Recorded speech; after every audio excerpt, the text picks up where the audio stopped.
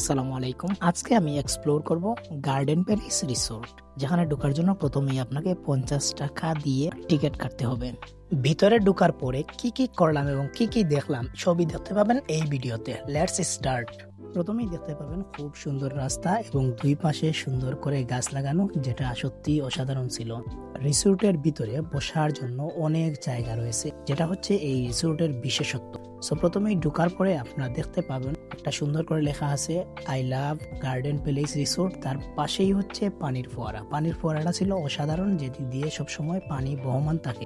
রিসোর্টের মধ্যে কংক্রিটের পাশাপাশি বিভিন্ন প্রকারের ফুলের গাছ লাগানো আছে, যেই ফুলের গাছগুলা রিসোর্টের সৌন্দর্যকে বৃদ্ধি করতেছে। রিসোর্টটা মূলত ঝিলের পাশে হওয়ার কারণে রিসোর্টের চারপাশে রয়েছে পানি, আর এই পানিটাই রিসোর্টের সৌন্দর্যকে বৃদ্ধি করতেছে বহুগুণে।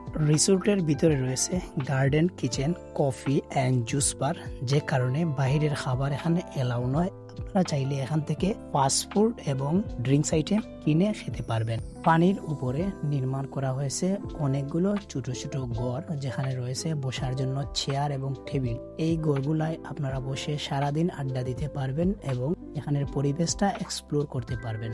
আরো রয়েছে দুল খাওয়ার জন্য দোলনা এবং ছবি তোলার জন্য সাইন, যেখানে চাইলে আপনারা দুলও খেতে পারবেন আবার ছবিও তুলতে পারবেন। এই গার্ডেন রিসোর্টে রয়েছে বিভিন্ন রকমের ফুলের গাছ, যে ফুলের গাছগুলা দেখে দেখে আপনারা একটা বিকাল অনায়াসে কাটিয়ে দিতে পারবেন। গার্ডেন রিসোর্টের লোকেশন হচ্ছে সোনারগাঁ, যেখানে আপনারা আসতে চাইলে কদমতলী থেকে আসতে পারবেন অথবা বাইপাস থেকেও আসতে পারবেন। কদমতলী থেকে আসলে আপনার ভাড়া পড়বে 30 টাকার মতো।